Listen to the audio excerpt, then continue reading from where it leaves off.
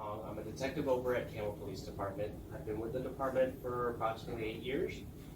Currently, I'm assigned to the financial crimes detective and also organized retail theft.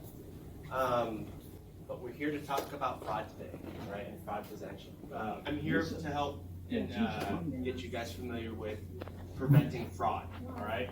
So the first thing, what is fraud, right? Fraud is basically somebody who's trying to trick you into getting whatever you own. Whether it could be your home, it could be money, it could be your personal information, credit cards, right? Because they can do all kinds of things with it, right? Once they have that. So let's talk about types of fraud. First of all, investment fraud, right? Sometimes somebody might come up to you, whether it's a phone call, in person, it could be on the phone, right, or on the internet via chat, email. They'll tell you, hey, I got this great, investment going. Okay, you guys can get in on the bottom floor and invest now. And so what they'll try and do is they'll try to get you to donate money to them for a legitimate investment. A lot of things I've seen lately is cryptocurrency investments, because everybody's talking about cryptocurrency, right? Whether it's Bitcoin, Dogecoin, Ethereum, whatever it is. They say, hey, you can also own cryptocurrency. And what they'll do is they'll try to have you buy into it. All right. I've even seen cases where people will say, hey, you know what? They have these cryptocurrency ATM machines now, and you can just put money into it and into a wallet, and you have cryptocurrency. That's not necessarily the case. A lot of the times those wallets are what the bad actors, what I call bad actors are the suspects. The bad actors, they own it and they control it, and then what they'll do is once they receive the money, that money just disappears to somewhere else. And it's a lot faster than a wire transfer or a bank transfer. It's almost instantaneous. Do you want to translate it, or you can translate it? No, I'm going to talk to them at the end. Yeah. Okay. If they have questions. 做完以后他跟你讲好吗？好。 Telephone, computer, internet scams. A lot of the times, who has a computer in here? Anybody? 有电脑的话举手。 Okay. 有電腦嘅。 And you guys have internet connection, correct? On the computer? 有網絡嘅。 Yeah. Okay. So a lot of the times you might see a screen that pops up and it says, hey, your computer is infected with a virus, right? Absolutely under no circumstances do you click on that link, because what they'll say is, hey, your computer's infected, please call customer service. And then what they'll do is when you call that phone number, they're gonna say, hey, let me log into your computer.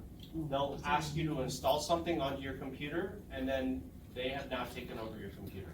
So anything you've ever kept on there, photographs, bank information, any kind of personal information, they have access to it. A lot of the times what they'll do is they say, hey, I notice you have a bank account. It's going to cost $50 for us to help clean your computer. All right? They'll say, okay, go ahead, sure, transfer the $50. And then what they'll do is they'll say, hey, they'll take a screenshot of your screen while they're talking to you and says, hey, I'm sorry, you transferred $5,000 over. Let me transfer that back to you. Let me go ahead and take over and do what I need to do. And they'll have access to your bank account, right? They have access to your computer already, they'll have access to your bank account. So you gotta be careful of that. Do not click on those links, do not call those numbers. It's the same thing on your phone when they say, hey, there's a PG&E bill or electric, whatever, a telephone bill. They'll say, hey, you're due, you're behind, please click on this link to talk to a representative. And next thing you know, you're talking to somebody, or if you click on the link, your phone might shut down. Or they say, I need more information, even from UPS too. So it's it's very scary, especially with cell phones now. I've seen some cases where a cell phone will shut down. So you have your cell phone, it turns off. And what they'll do is they'll take your cell phone information, put it on a different cell phone, a second cell phone. Turn on that cell phone, and anything you had on your cell phone is now transferred to that new cell phone. That new cell phone, I'm going to start resetting passwords to your bank. I'm going to reset passwords to your email address. I'm going to reset passwords to anything that you had downloaded, right? Your insurance information, whatever it is, and then I'm going to take it all. And then later when you call, so now if you have Verizon, AT&T, T-Mobile, you're calling on them, hey, my phone's deactivated, I don't know what happened. When they're finally able to turn it back on, onto your original phone, everything's already gone. Right? All your passwords have been reset, bank accounts have been reset. So don't click on those links. Debt collection scams.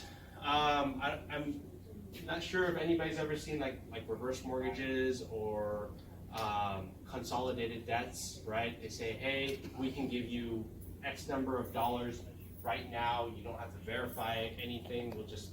You got to be careful of those, all right? A lot of the times you have to ask yourself if it's too good to be true. It probably is, all right? Identity theft, another big one. So if I was one of those bad actors and I don't know you from the next person, my main goal right now would be to talk to you and to get as much information as I can from you. All right? Where you live, where your kids, right? Spouses, siblings, your parents' information. The longer I can keep you on the phone, the more information I can get from you. All right? So when somebody calls you randomly, like a robocaller or somebody that says, Jane, how are you doing? You're like, well, this isn't Jane.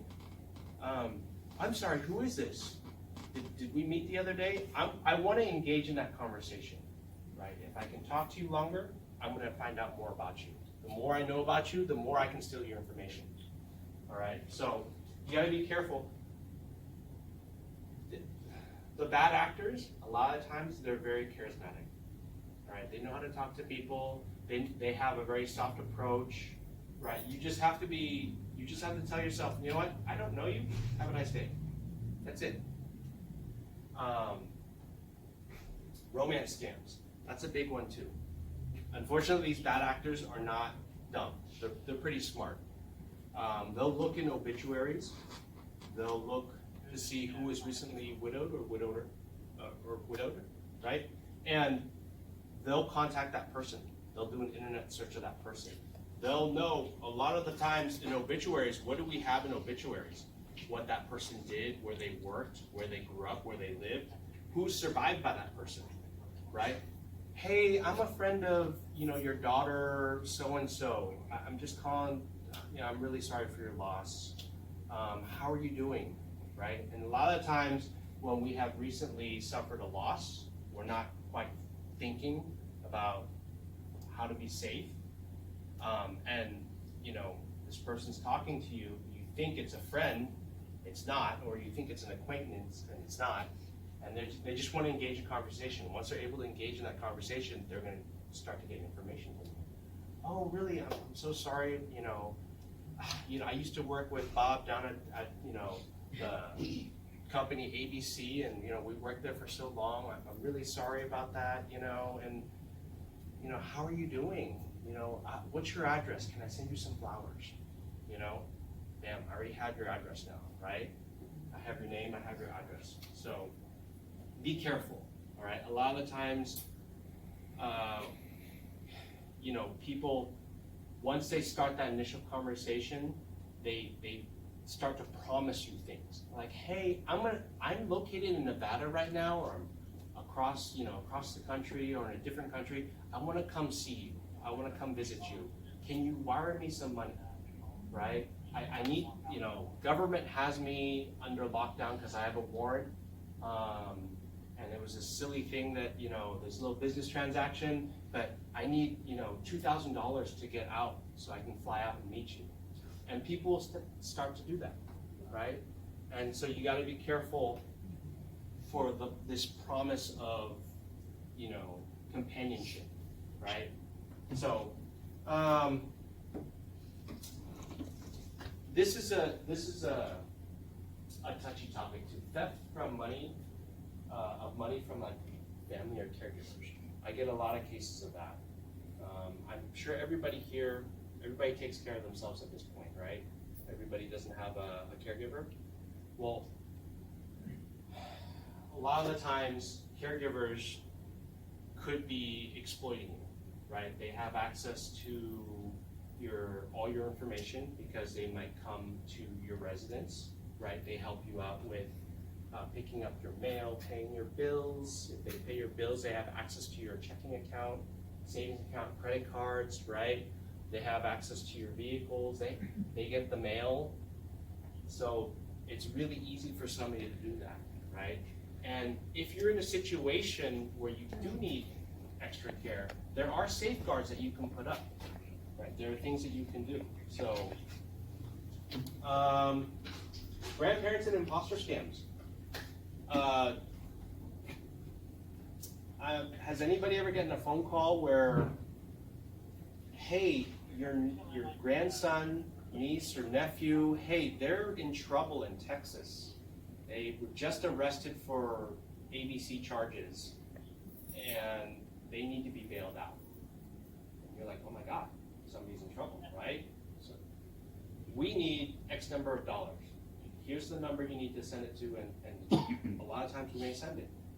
The hard part now is we have AI, right? Has anybody ever heard of AI, artificial intelligence? Right? You have, sir? So people are starting to use AI to pretend to be that person. And AI has gotten to the point where you can actually mimic that person on a video conference. You can also sound like that person on a phone call. So you got to be careful with that. It's very scary. Reverse mortgage fraud, I think I talked about that earlier. So why are you guys being targeted? Why is the older generation being targeted? For these reasons, right? You guys have worked your entire life, right? You guys have hopefully a nice little savings account, right? That you've saved up over the years. You guys also get assistance from the government or maybe a pension, right? So you guys have a lot of assets, whether it's in monetary, whether it's in a home, whatever it may be, stocks, options. A lot of the times, and this is from my experience, right? My grandparents, when they were alive, they were pretty lonely. You know, they would try to, I try to give them a call as much as I can, but because of my busy life, it's hard to always talk to them every day. But it does get lonely because you guys have all this time now, right? We also talked about vulnerable from grief, from a loss of a loved one. Reluctant to report exploitation by somebody they depended on, right? The shame, maybe the stigma, the fear after you've been taken advantage of. You're like, well, it's really not hurting anybody. I don't need to. I don't want to get that person in trouble, so I might not say anything, right? Fear of retaliation, like if it is from the caregiver, or if it's somebody random that had just contacted you out of the blue online or on your phone, right? You're like, oh my God, this person has all my info. I'm terrified. Last one, not familiar with financial matters. I don't get that sense from you guys because you guys are older, and most of the time, older generations you guys have your pretty set ways on dealing with money. So, okay, talk a little bit more. Ponzi schemes. Have anybody ever heard of a Ponzi scheme before? Yeah, people have heard of. Okay, so it's nothing new. It's been around for a while.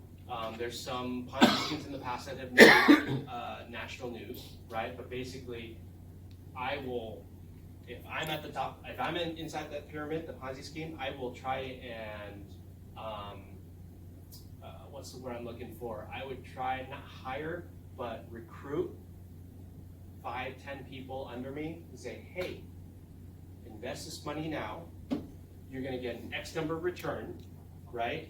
And all you have to do is go out and get, 10 people of your own to invest, right? And so it ends up being kind of like a pyramid scheme.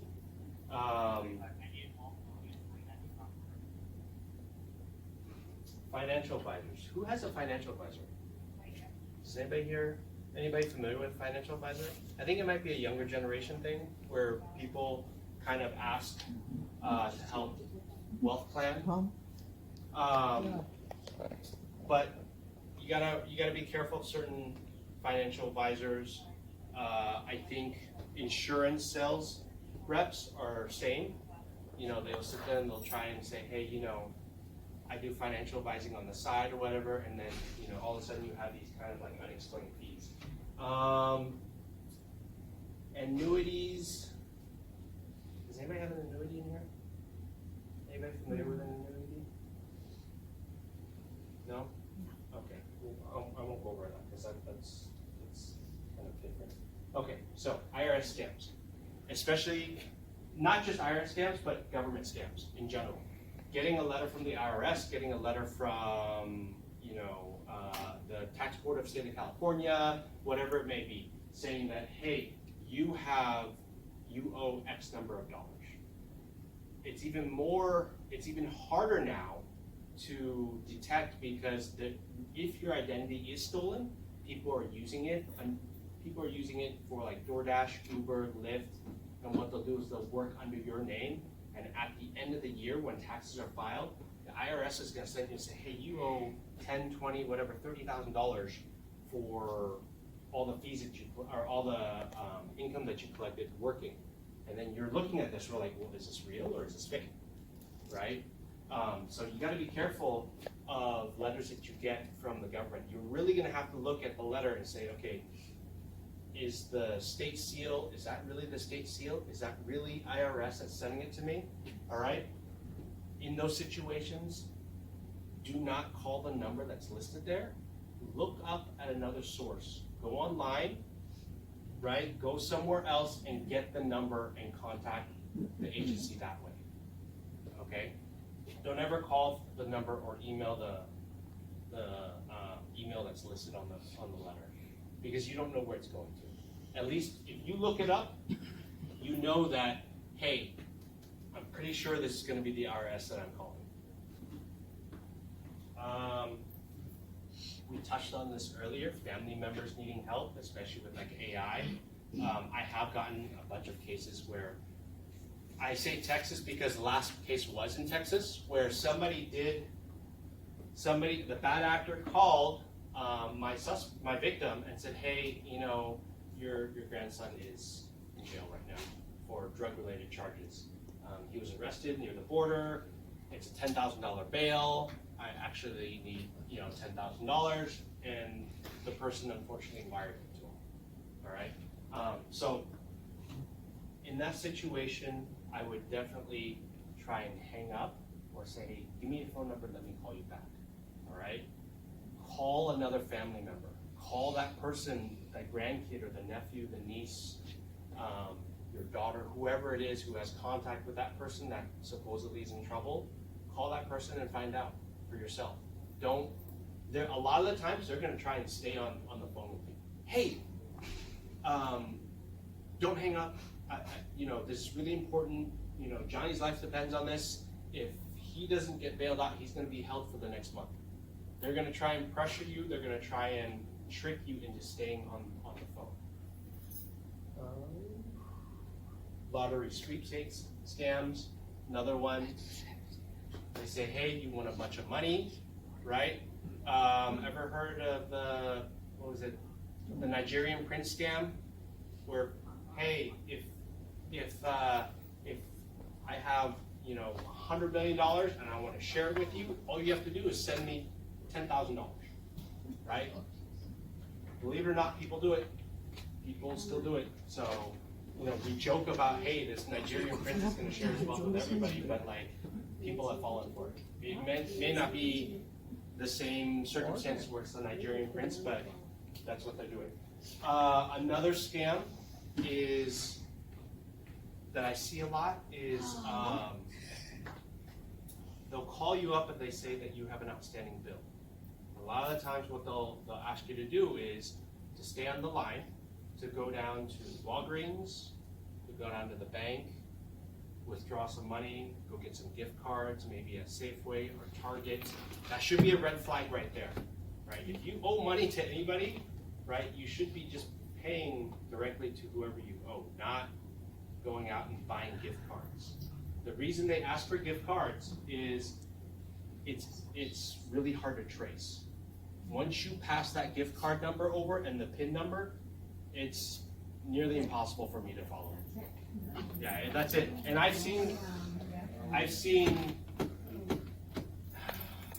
upwards of at least $10,000, $20,000, even $30,000 in gift cards.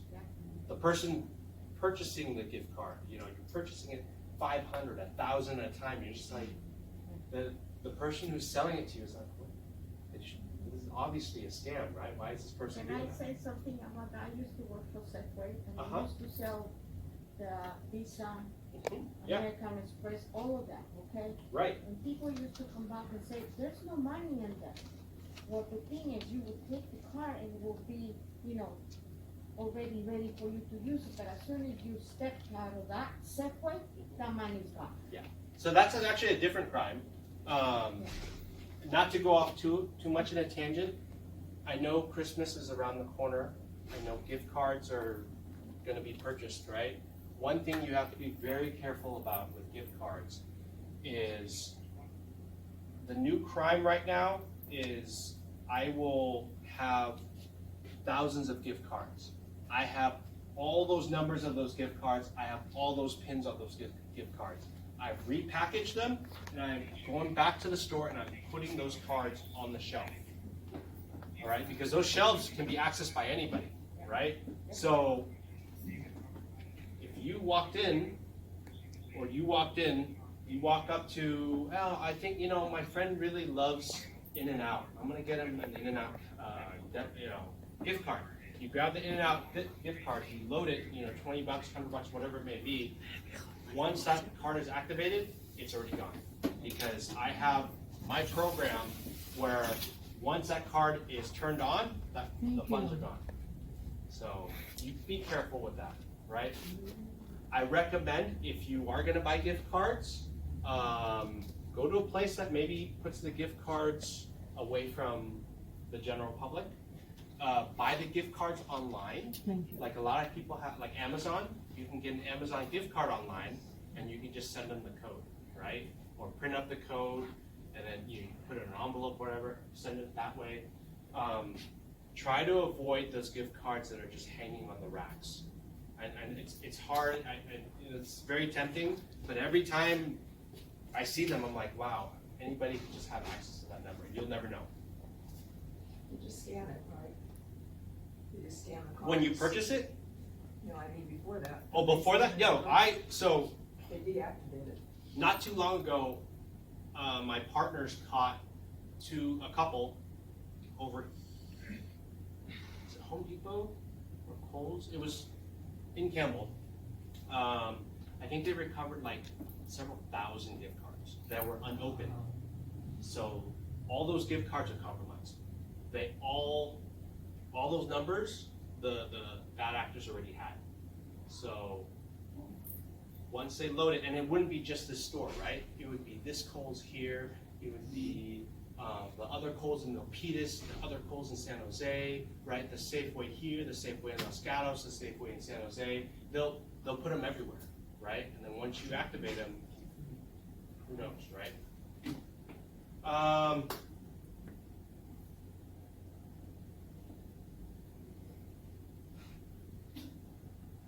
We touched on this earlier about when somebody calls you up. Again, their job is to talk to you. The longer they talk to you, the more information they have, right? So, again, I'm going to remind you, if you get a phone call that you don't recognize or don't understand, they're gonna continue to try and pressure you to stay online. They're gonna try and scare you. They're just gonna say, hey, no, you don't want your telephone to be turned off, or you don't want Johnny to stay in jail for the weekend. So you need to stay on the line and continue this conversation, right? So be careful.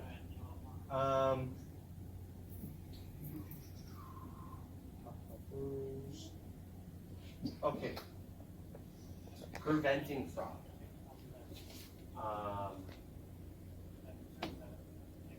Power of attorney.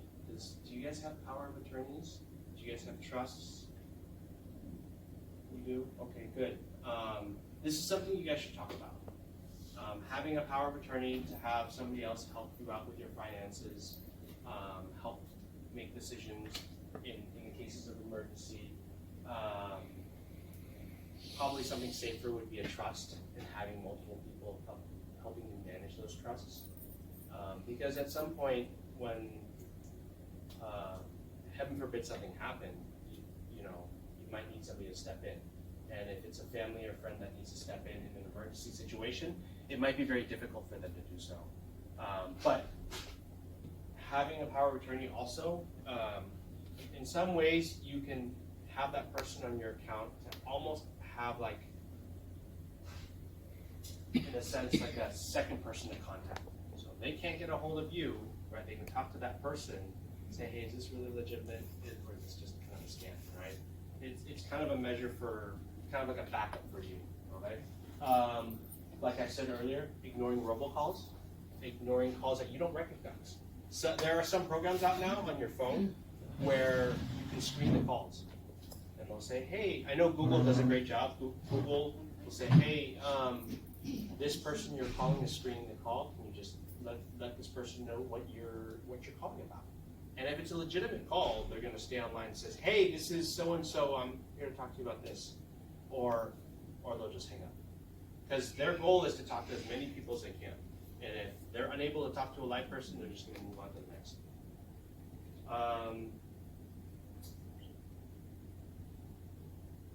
Disposing, do you guys have shredding bins here? The staff have them. How about for the residents? I don't know if some of you guys will have I have now. my own. You have your own? Great. If you don't have your own, I encourage you to go get one. If you can't, if you're unable to get one, there are places that could help you with that. I know You can some. bring it to me. If you don't have a lot, we could help share Yeah, them. UPS, banks can help. Are they bonded? Do you trust them? Banks? No, the UPS, this is where you go take it and shred it. I don't know. No. I don't know. It's kind of a toss up. Banks might be a good one. There are also services out there. So if you have big bins, There's one service, I don't need to cut you off, but there's one service in Union, in Camden. yep. And if you go like behind where the bank and the Rancho Pizza used to be, Mhm. there's a shredding company in there, and they charge you, whatever you bring, they charge you money there, and they just Okay. shred things. Okay. Or maybe, Camila, you can set up a shredding day, Yeah. right? And have a company come out and you guys can just shred everything all at once. And I'm gonna charge you too.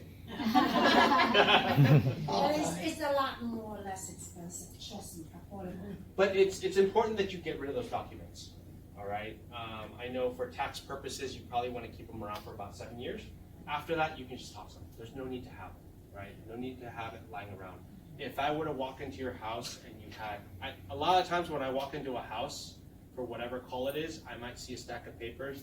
I can easily take a quick look and, oh, look, there's a bank statement. There's the full account number right there. The address, the person's name is right there, right? It's really easy for anybody who comes in and out of your apartment, your car, whatever, if you leave those around, it's just begging somebody to come take that information. Even packages, right? If everybody still drives around here, right? Everybody? So, say I need to drop off a package at UPS, since we're talking about UPS. I need to run into the store to go grab something for just a second. I'm gonna put my package right on the passenger side. That package, what does it have on there?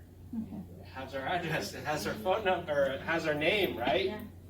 It's, so you gotta be careful. Protecting your information is very important, right? So shredding unnecessary documents, getting rid of them, you know, in the digital age that we're in now, it's really easy to get that information back, right? If you're really concerned about your bank statement several years ago, you can talk to the bank, and most of the time they'll be able to recall it and get your copy. Don't open emails that are suspicious. These bad actors now are really good at saying they're from a specific company, right? Hey, I'm calling from AT&T Wireless, and I noticed that, you know, for you to take advantage of this service, I need you to click on this link. On the email address, you might even see like customer service at AT&T.com or AT&TWireless.com. So it looks legitimate, but if you dig into it deeper, you might see that it might not be the case. It might be forwarded somewhere else, all right, or maybe a different address. So if you see emails that you don't recognize, don't open it. Even when you do see emails that you recognize from somebody, sometimes their accounts get compromised, right? And what they'll do is they compromise your buddy's account. That buddy sends out a mass email to everybody saying, hey, I need help. And then you click on that email, you open it. Oh my God, my friend needs help. You know, hey, click on this link. You click on the link, and then it's you know, you got a whole can of worms that you're dealing with at that point. As mentioned earlier, examine all your letters, right? Whether they're from the IRS, from tax, state, franchise board, California. Just look at it, and you know, some of them, like I said, some of them are really good. My mom, not too long ago, I think it was last year, she sent me a picture of a letter from the IRS. I looked at it and I'm like, that looks legitimate, but there's something wrong with it. The logo that was on the letter was very blurry. And I get it. Sometimes the government kind of cuts costs on printing certain things, but I was pretty confident after I looked at it. I'm like, that just doesn't seem right. Like, if you're really concerned, here's the number to IRS. Why don't you give them a call and see what this letter is about, if they even sent you the letter. But it turned out it was fake. So, do your research, right? As I kind of touched on earlier, always find a different source to contact that company. Don't go off of whatever number or email they provide you. All right, do your research and say, hey, B of A just said there was an issue with my account, you know, with my credit card. Don't call the number that's on there. Call the number on the back of your card, right? Or even better, if you have personal bankers, call them, ask them, right? Because that's a person you know that you've seen at the bank, right? So find another source to get that information. Don't just take whatever information that was sent to you for face value. Other things we can do: sign up for Do Not Call. It takes, I want to say, less than 30 seconds to sign up. You put in some information. So donotcall.gov, it's a legitimate site. You can put in your phone number, your address, and what that'll do is it will prevent phone calls, robocalls for a little bit. It doesn't stop everything, but it does prevent a lot. There's also one for mailing as well. And they'll stop sending you like all these different mailers, because right now we're at the information age where everything is being sold. All our information. Data mining is a big thing, it's a big business. So if they know a lot about you, they're going to sell that information to company ABC, and then that company ABC is going to sell it to another company, and then you're all of a sudden getting, you know, hundreds of letters and deals and whatnot in your mail. So go ahead and sign. I would highly recommend signing up for that. Getting a credit report. I know who banks at like Chase, Wells Fargo, B of A. those big banks, a lot of those banks offer free credit checks. It doesn't, I know traditionally doing a credit check will put like kind of like a mark on your credit and would lower your score. Most of them now don't do that. When you kind of look briefly at a credit check, they'll tell you what your score is, right? Some of them might be even better where they tell you what your outstanding balances are, how much credit you have open and whatnot. And it's usually no cost to you guys, so it's free. So I would hit up your bank and talk to your bank about that. But running regular credit reports, whether it's once a year, once a quarter, just kind of do it frequently. I personally do it about once a month. A lot of the credit cards and bank accounts now, debit cards, they have security features where you can set up once it goes over a certain amount. Mine is set to a penny, so I get every single charge. Anytime there's a charge that comes up, it'll immediately alert me on the phone, either via text or via email. So talk to your bank, ask them about that. Everybody has some sort of security feature like that today. Placing freezes on your accounts. So talking to Experian, TransUnion, Equifax, telling them to put a hard hold, it prevents people from opening accounts in your name. All right? Whether it's credit card, whether it's a personal loan, they won't be able to, it'll immediately get denied. All right, so that's something to think about. Last I checked, these are the numbers for the credit bureaus. So if you have any questions, I saw one person take a picture. You guys want, you can take a picture of it. If not, I can send out the information to you guys later. Would you be able to share the PowerPoint with me? Absolutely. Okay. They said you have to renew every year Yes, on this Yes. email call, yes, you do. because I thought it was for life, and no. No, it is not. You just apply every year. So any questions?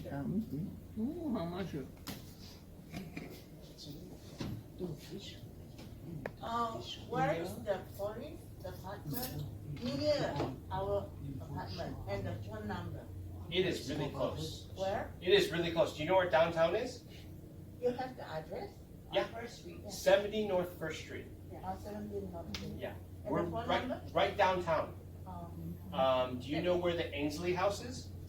you know. Ainsley House? We're right next to the Ainsley House. I could give you the address. Yeah, that is the closest. It's really close. Yeah. It's walking. It's walking. It's distance. walkable. Yeah, it's walkable. It's right down at downtown here. Yeah. So Could you review if there are any scams and frauds going on with the RNC and the Democratic and Republican? okay, that is a good one. That is a good one. That's tougher. Yeah. Seeing how now it sounds like they're not really checking for ID when you go vote. Not in every state. Not in every state. So it's really hard to